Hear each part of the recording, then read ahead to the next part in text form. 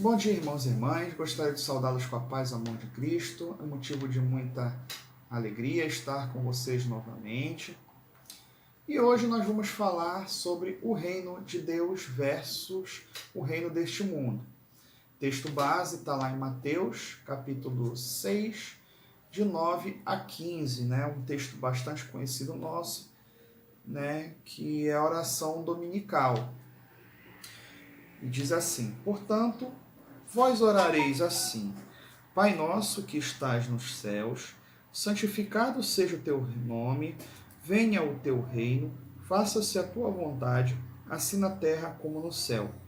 Pão nosso de cada dia nos dais hoje, perdoa-nos as nossas dívidas, assim como nós temos perdoado aos nossos devedores.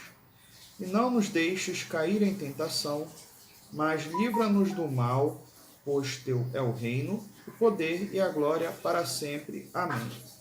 Porque se perdoardes aos homens as suas ofensas, também vosso Pai Celeste vos perdoará. Se, porém, não perdoardes aos homens as suas ofensas, tampouco vosso Pai vos perdoará as vossas ofensas. Tem sido comum, né, a interpretação de que quando falamos sobre as questões culturais, né, da onde o crente está inserido, né, as questões do mundo, esses temas são meio que mal interpretados, né? Que uma linha de pensamento, eles tentam relativizar a questão do envolvimento do pecado com o mundo, né, tentando amenizar aí quando o irmão cai em pecado, né, quando se deixa influenciar pelo mundo. A lição ela vai falar aqui sobre antítese. E o que seria antítese? Antítese é um contraste, né, de ideias, né? É uma oposição entre duas ideias. E o nosso estudo significa uma dualidade de cultura, né? Uma está falando sobre uma cultura crédula, que é uma cultura que a gente, né, professa, que é a crença em Deus e a pessoa de Jesus Cristo. E uma oposição a uma cultura apóstata, que é uma cultura que não crê, né, em Deus ou que relativiza a conduta cristã. Por que isso ocorre? Porque não há comunhão espiritual entre o crente e o ímpio, como diz lá em 2 Coríntios 6,15. Ou seja, aí já é um exemplo de antítese, né? E onde é que estaria a antítese aí? É o crente e o ímpio, ou seja, não há comunhão entre os dois. Apesar de o crente poder conviver com o ímpio, mas a ideia dele não bate com a ideia do ímpio. Eu posso muito bem estar trabalhando num ambiente cheio de pessoas ímpias, mas não me corromper, né? E analisando esse contraste mais profundamente, podemos falar de uma antítese absoluta que permeia a existência total e que não deixa área alguma da vida intocada, que seria, né, Deus. Deus é o criador de todas as coisas, Deus é o criador do tempo, então Deus é Deus. Mas sim, existe uma oposição a Deus, né, que é a pessoa de Satanás, que é o diabo. O reino de Deus versus o reino deste mundo. Como eu já falei anteriormente, né, existe Deus e o contraponto de Deus, que é Satanás, o bem e o mal. Eles são uma antítese. Isso é um exemplo um exemplo bíblico, né? Lá em Gênesis capítulo 3, 15, né? Não somente nesse versículo, mas em diversos outros versículos, a gente tem vários exemplos de antíteses, né? Abraham Kuyper, no século XIX, né? Ele fala no livro dele sobre a semente da mulher e a semente da serpente, onde a semente da mulher ela aponta para Cristo e a semente da serpente é Satanás. Já Agostinho, né, de Hipona, ele tem uma obra literária, né, que se chama A Cidade de Deus, né, que apresenta também um exemplo de antítese no livro dele, que ele acaba relatando entre duas cidades, né, em oposição uma com a outra. Né, e no livro ele relata, né, as diferenças de uma para outra. É como se fosse comparando o bem e o mal também. Porém, quando a igreja ela se torna secularizada e toma a forma do mundo, vocês acreditam, a gente não percebe antítese aí. E é isso que a lição vai tratar. Quando a igreja ela se torna moldada aos padrões mundanos, a gente não percebe diferença na sociedade. Né? E aqui na lição ela exemplifica várias situações na Bíblia onde acontece esse tipo de embate, né, entre o bem e o mal, né, como o assassinato de Abel e Caim, né, Noé, o pregador da justiça, construiu uma arca para a salvação de sua casa, pelo qual condenou o mundo. José, que estava predestinado a exercer o domínio sobre os seus irmãos, o povo hebreu sofrendo na mão do faraó, Davi, né, lá na batalha dos filisteus, quando é perseguido por Saul. Vocês perceberam? Sempre tem um lado do bem e o lado do mal. Né? Aqui também ele dá vários outros exemplos. Né? Os judeus, quando são exterminados devido ao plano de Amã, e o mais recente, né? Que é o menino Jesus, alvo da ira de Herodes, né? Quando Herodes mandou assassinar todas as crianças, né, daquele lugar, porque ele sabia que o filho, que o futuro rei, né, de Israel, que é o Filho de Deus, né, Jesus Cristo, tinha nascido. Todos os que estão em Cristo, segundo Adão, quer dizer, todos os que estão em Cristo, ou seja, o segundo Adão, estão vivos diante de Deus. Né, e são, portanto, chamados, né, a essa batalha pelo qual a Bíblia fala em várias passagens. Cristo é o mantenedor da aliança, o restaurador da lei, a raiz da humanidade restaurada e sempre responsável pela criação e manutenção de reino e súditos. Isso aqui é a lição que está tratando. Aqueles que não foram restaurados, ou seja, aqueles que não foram alcançados por Cristo, continuam a existir em apostasia a Deus, né? Esses fazem, né, o contraponto e pendem para o lado mal da história.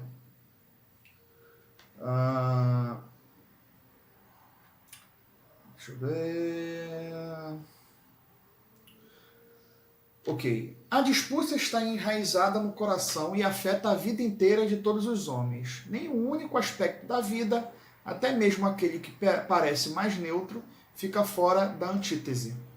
Aqui ele quer dizer que a gente não existe meio termo. Ou você está no lado certo, ou você está no lado mal. Ou você está no lado... Né? Tem até um filme que fala sobre o lado negro da força, né? Eu acho que é Star Wars, não sei. Não lembro. Né? Ele trata sobre isso, no lado bem e no lado mal. Mas, voltando aqui para a lição, o entendimento da soberania de Deus sobre toda a criação é importante e cheio de implicações.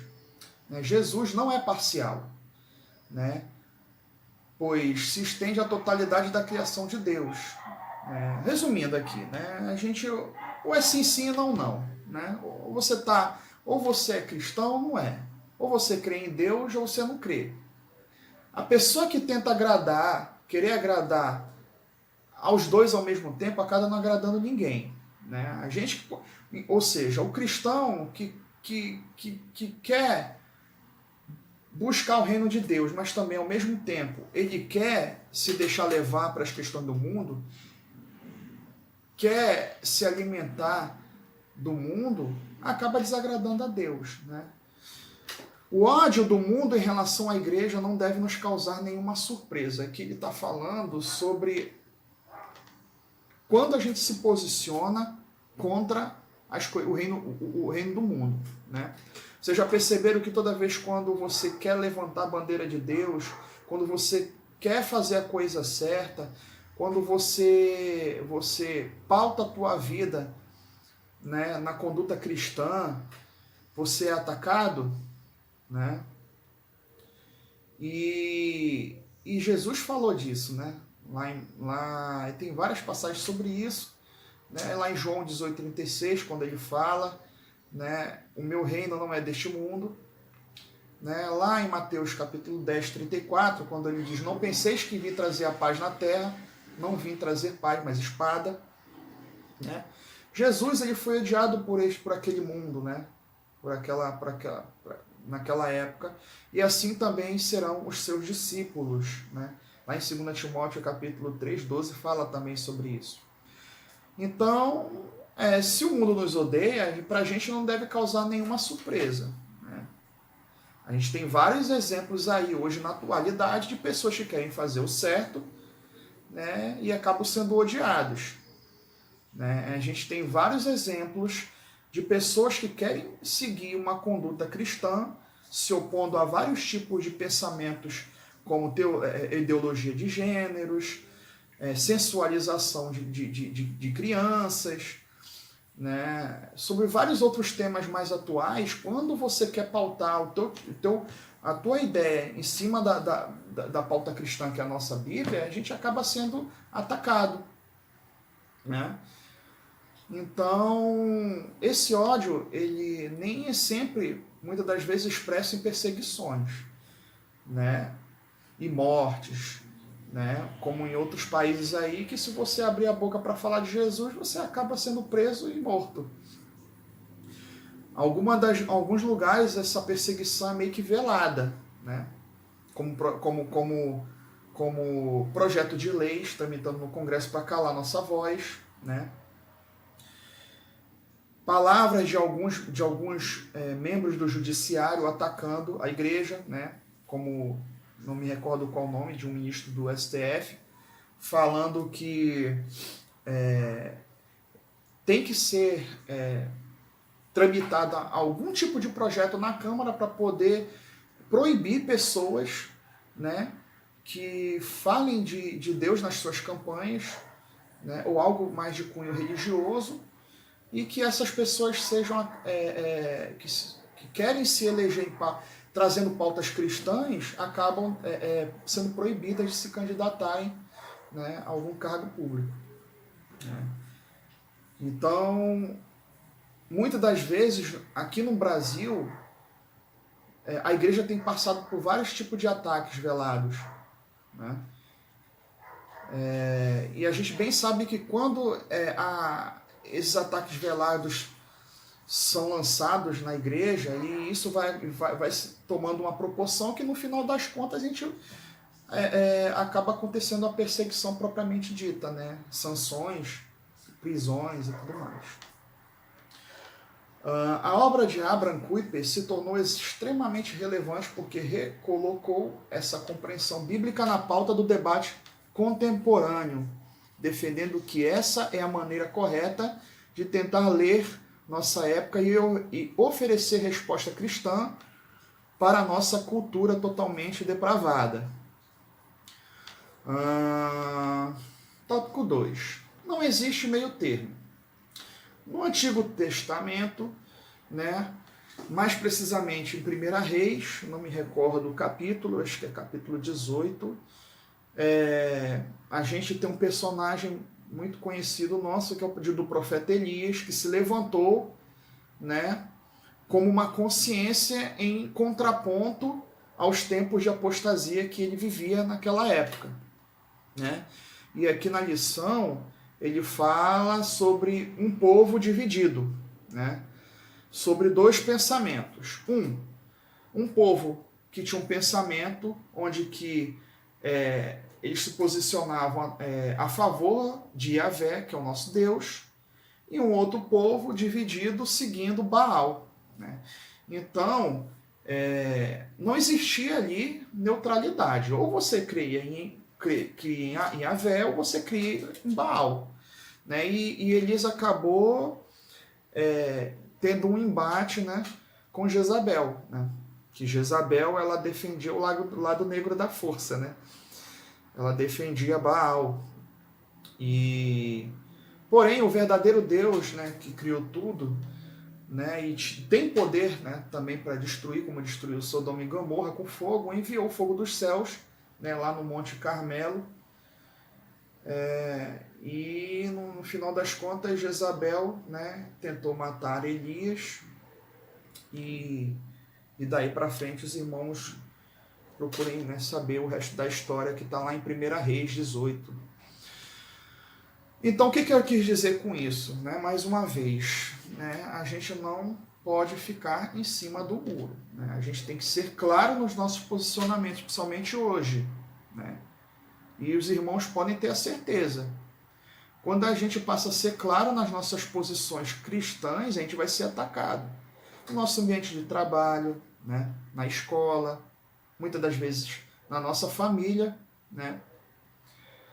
Eu lembro de muitos relatos, eu sei de muitos relatos de irmãos que quando declararam que iriam, né, procurar uma igreja e tudo mais, e falar, não, agora eu vou seguir a Cristo, teve retaliações na própria família.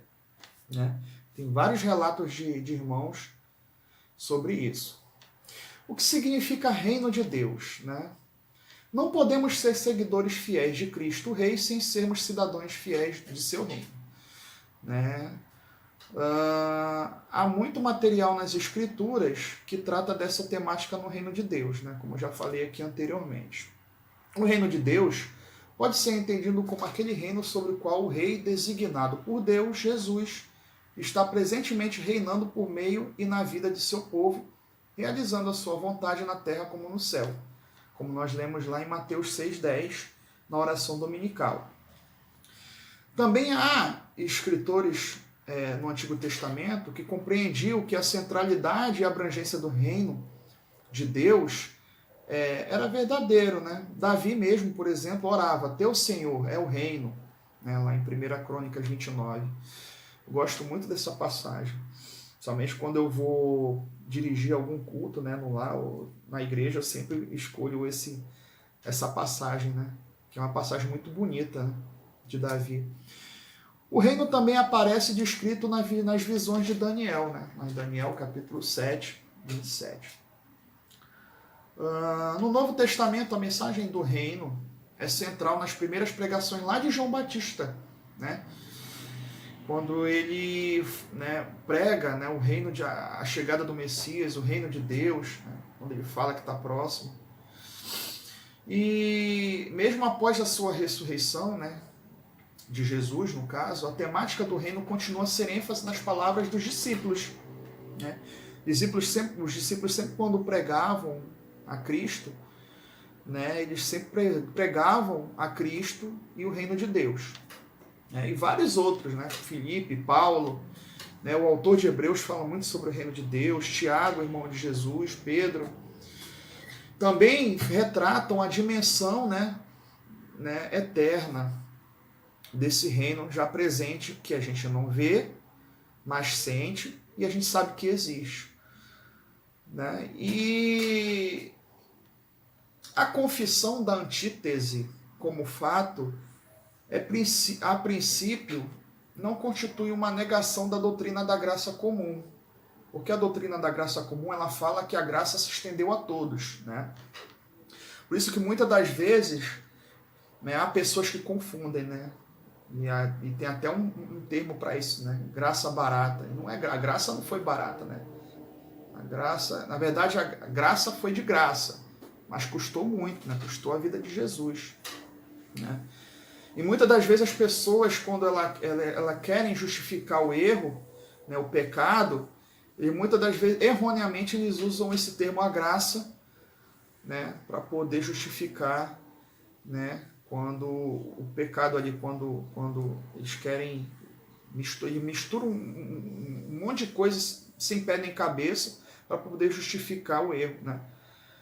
Ok, Deus na sua infinita misericórdia, né, trouxe Jesus ao mundo, Jesus morreu por nós, né, e a graça se estendeu a todos, né, mas a gente tem que sempre buscar a santidade, né? A gente pode conviver num mundo pecaminoso, mas não deixar contaminar. Com isso, queremos dizer o seguinte: existe dignidade que deve ser reconhecida, né? Em qualquer trabalho humano dado por Deus, não havendo a necessidade de rotulá-la de cristão, para que haja interação entre os reinos. Uma fábrica, aí ele dá um exemplo aqui da fábrica de automóveis, né? Por exemplo, mesmo não sendo de propriedade de um cristão e tendo na sua maioria empregados não cristãos, preserva a honra porque se tornou realidade graças ao mesmo Deus que criou e sustenta a igreja, né? Mas Caim é sempre Caim e a cidade do homem jamais se torna a cidade de Deus até o final da história. Já existem também exemplos na Bíblia, né? E no nosso cotidiano, que muitas das vezes, pelo fato daquela pessoa ali não ser cristã, mas Deus usa aquela pessoa, né, em benefício do reino dele, né? Então, é isso que ele quis exemplificar aqui, né? Por mais que tenha uma fábrica de automóveis com os funcionários todos não cristãos, mas Deus permite que aquilo ali aconteça, né, para o reino dele.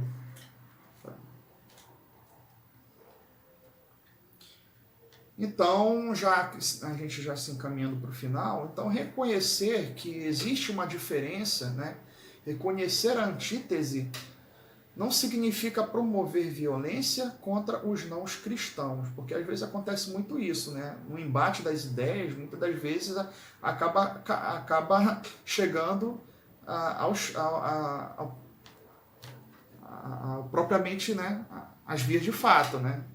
E isso é errado, né? Porque a gente tem que ser incisivo na nossa fé, a gente tem que falar de Jesus, mas buscar falar de Jesus, né, para as pessoas de uma forma mais carinhosa, mais amorosa e com compaixão, né? Então, a gente não devemos promover violência, né, aos não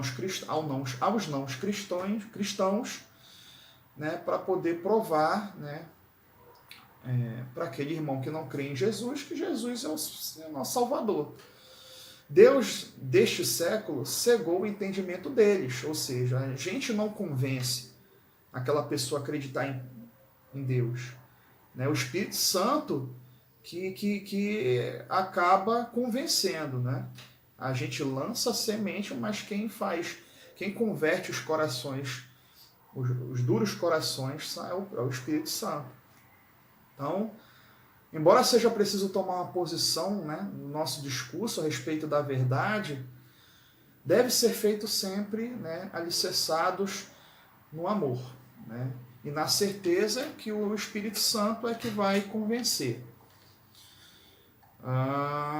E para terminar, não é à toa que Paulo fala de uma armadura espiritual, né, lá em Efésios, cujas partes jamais podem ser tratadas como itens de decoração, ou artigos de colecionador.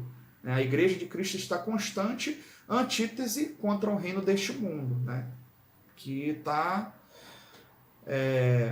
envolvida em pecado.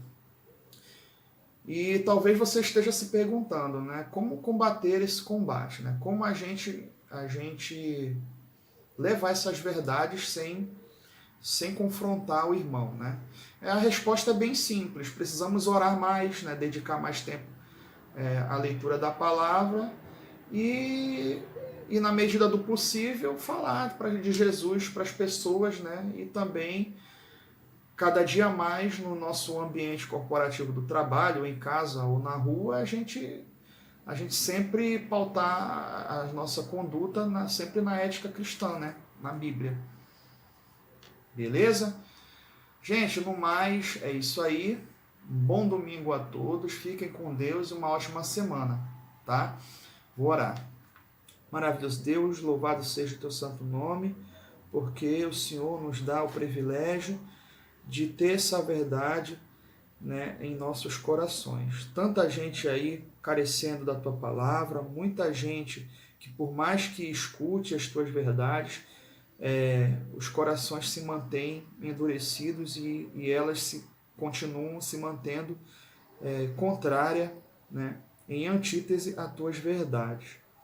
Que o Senhor continue estendendo as tuas misericórdias nas nossas vidas, que o Senhor tenha misericórdia da nossa nação, do nosso mundo.